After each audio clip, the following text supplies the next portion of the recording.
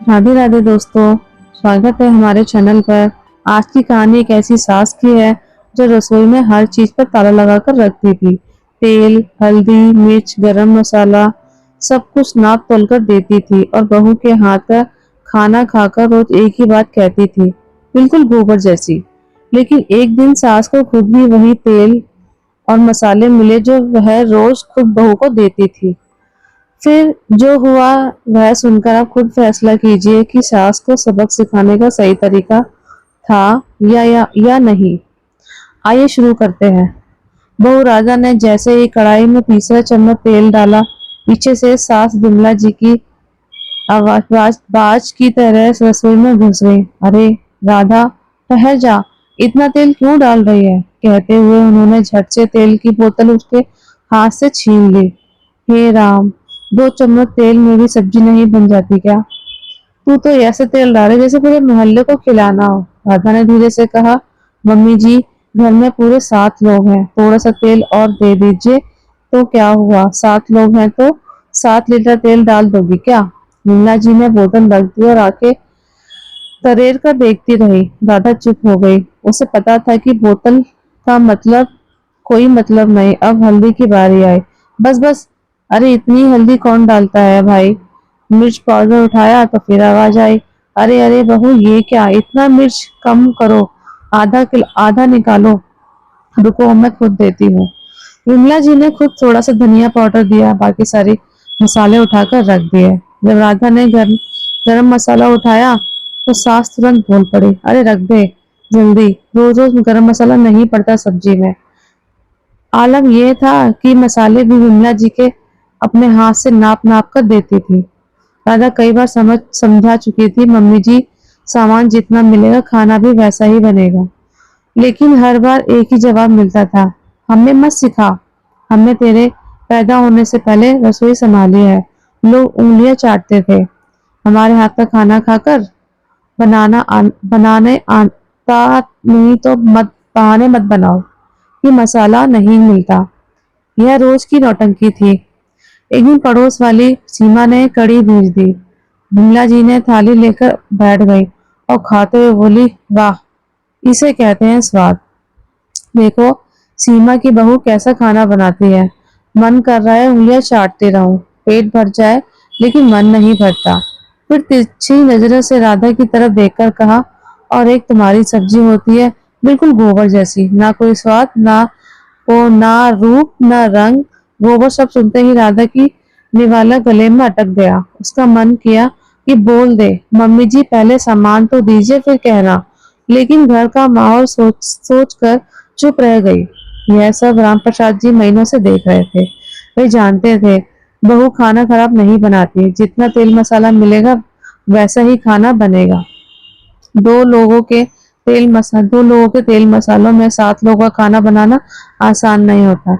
लेकिन वे हमेशा सोचते, औरतों का मामला है, बीच में पड़ने की कचकच हुई होगी। लेकिन एक दिन हद हो गई। राधा ने बचाते हुए थोड़ा सा गरम मसाला डाल दिया। विमला जी ने देख लिया और भड़क उठी, ये क्या किया तूने बहू? मना किया था ना मैंने। फिर भी डाल दिया। ये मसाला तेरे बाप के घर से आता है क्या, जो अपने हिसाब से डाल रही है? सास की डांट सुनकर राधा की आंखें भर आई। राम प्रसाद भी वहीं खड़े थे। राधा ने उनकी तरफ ऐसे देखा कि वे रह ना सके। उन्होंने तय किया, इसको इसी की भाषा में समझाना पड़ेगा। रात को खाना खाते समय राम प्रसाद जी ने धीरे से कहा, बिमला एक बात कहूँ? बिमला जी मुस्कुराए, हाँ कहिए ना। बहू ने सब्जी अच्छी तो बनाई, बनती नहीं है। राधा का चेहरा उतर गया, लेकिन बिमला जी के चेहरे पर मुस्कान फैल गई। हाँ, मैं तो कब से कह रही हूँ, राम प्रसाद जी आगे बोले। और तुम तो कम तेल मसाले में भी इतनी स्वादिष्ट सब्जी बनाती हो ना।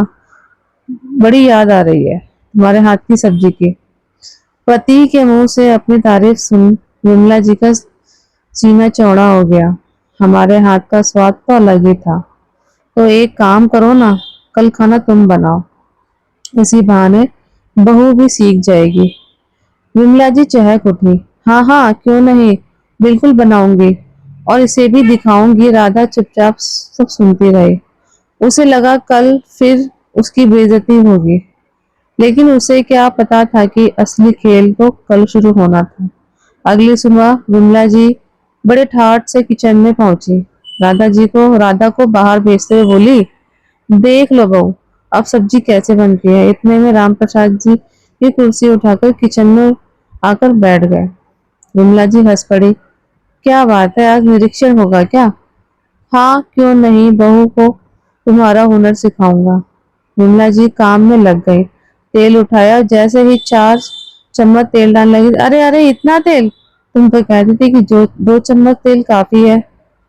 विमला जी सक पका गई। अरे आज थोड़ा ज्यादा नहीं, बस 2 चम्मच, कहते हुए राम प्रसाद जी ने खुद नाप कर 2 चम्मच तेल दिया और बोतल रख दी। अब हल्दी उठी, बस बस आधा चम्मच, और ये मिर्च भी इतनी नहीं, चुटकी भर, धनिया तो बिल्कुल कम, और हाँ गरम मसाला तो आज रहने ही दो। और क्या किया, इतना सारा जीरा डाल दिया, निकालो जल्दी। वे कढ़ाई में से जीरा निकालने लगे। विमला जी चिढ़कर चिल्लाई, अरे रहने दीजिए, तंग कर दिया एकदम से। लगातार खड़े होकर बोल रहे थे, ये मत डालो वो मत डालो। मैं खाना बनाऊं या आपका भाषण सुनूं? ऐसे खाना कौन बनाता है भाई? दिमाग तो लगाने दो। ऊपर से 2 मसाले भी छीन रहे हो। उन्होंने कढ़ाई में प्याज डाला, लेकिन तेल कम था तो प्याज भुनना बड़े मुश्किल हो गया। विमला जी ने तेल उठाया, थोड़ा तेल और डाल दूं ना, नहीं तो प्याज जल जाएगी। नहीं, बिल्कुल नहीं, इतनी बर्बादी अच्छी नहीं होती। राम प्रसाद जी ने उन्हें घूरने लगे। विमला जी का चेहरे का रंग उड़ गया। अब उन्हें समझ आने लगा कि आज वही उनके साथ हो रहा है जो रोज राधा के साथ होता था। किसी तरह सब्जी तैयार हुई, देखने में फीकी, सूंघने में कोई खुशबू नहीं। दोपहर को सब खाने बैठे, पहला निवाला राम प्रसाद जी ने लिया और जानबूझकर मुंह बनाते हुए बोली, छी, यह क्या बनाया? मीना जी बोली, अच्छी तो है, क्या खराबी है? अच्छी, इसमें स्वाद कहाँ है? ना नमक ठीक से है, ना मसालों की खुशबू। तुम्हें क्या हो गया विमला? अरे पड़ोस वाली सीमा को देखो, क्या खाना बनाती है। आज भी बहू के साथ अपने किचन से अच्छे से अच्छा खाना बनाती है। उसकी बनाई हुई सब्जी खाते हुए उंगलियां चाटते रह जाओ। और यह तो तुमने बनाया। उन्होंने थाली की तरफ इशारा किया। बिल्कुल गोबर जैसी। इससे विमला जी का चेहरा लाल पड़ गया, लेकिन अब उन्हें समझ आ गया कि राम प्रसाद जी इतनी मीठी मीठी बातें बोल रहे थे, और पहली बार एहसास हुआ कि ये शब्द उन्होंने रोज बहू के लिए बोले थे, जो सच में बहुत चुभने वाले थे। राम प्रसाद जी ने आगे कहा, क्यों विमला, बुरा लगा क्या? क्यों नहीं लगेगा जी, ऐसी बात कौन बोलता है? क्यों, तुम तो रोज रोज ही बहू को ऐसी बातें बोलती हो, आज खुद के लिए सुन लिया तो बुरा लग गया। एक पल के लिए सन्नाटा छा गया। फिर राम प्रसाद जी बोले, विमला, आज मैंने तुम्हें जानबूझकर वही तेल, वही मसाले, वही हल्दी दी जो तुम रोज बहू को देती हो। अब बताओ, स्वाद क्यों नहीं आया तुम्हारे खाने में? तुमने तो इतने से भी तेल मसाले में स्वादिष्ट सब्जी बना लेती हो। न तो फिर क्यों नहीं बनी? विमला जी चुप। आधा सामान दोगी तो उम्मीद होटल जैसे खाने की रखोगी। गलत बहू के हाथ में नहीं थी, गलती तुम्हारी सोच में थी। और उससे भी बड़ी गलती यह थी कि रोज पड़ोस की बहुओं से अपनी बहू की तुलना करना। हमारी बहू किसी से कम नहीं। जैसे सीमा अपनी बहू को पूरी आजादी देती है, किचन में किसी चीज पर ताला नहीं लगाती, वैसे तुम भी दो। देखना, तुम्हारे बहू तुम्हारे मनपसंद का एक से एक चीजों का स्वादिष्ट खाना बनाकर ना खिलाए तो कहना। वे थोड़ा रुके, फिर बोले, मैं बिल्कुल भी घर के मामले में बोलना नहीं चाहता था, लेकिन तुमने मुझे मजबूर कर दिया। बहू के सामने ही तुमने मुझे गलत साबित करना पड़ा। यह मुझे अच्छा नहीं लग रहा था, लेकिन तुमने इसके लिए मुझे मजबूर किया।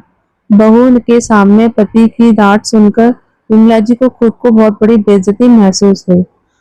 ऊपर से आज उन्हें खुद की बनाई हुई सब्जी भी नहीं खाई जा रही थी। पहली बार एहसास हुआ, उनकी गलत उनकी बहू नहीं, बल्कि वह खुद थी जो हर चीज में ताला लगाकर रखते थे। तो दोस्तों, क्या राम प्रसाद जी ने पत्नी को बहू के सामने सबक सिखाकर सही किया?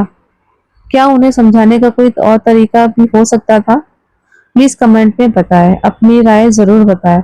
अगर कहानी अच्छी लगी हो तो लाइक करें और शेयर करें और चैनल को सब्सक्राइब जरूर कर लीजिएगा। बेल आइकन दबा लें ताकि अगली कहानी का नोटिफिकेशन सबसे पहले आपको मिले। धन्यवाद। मिलते हैं अगली कहानी में।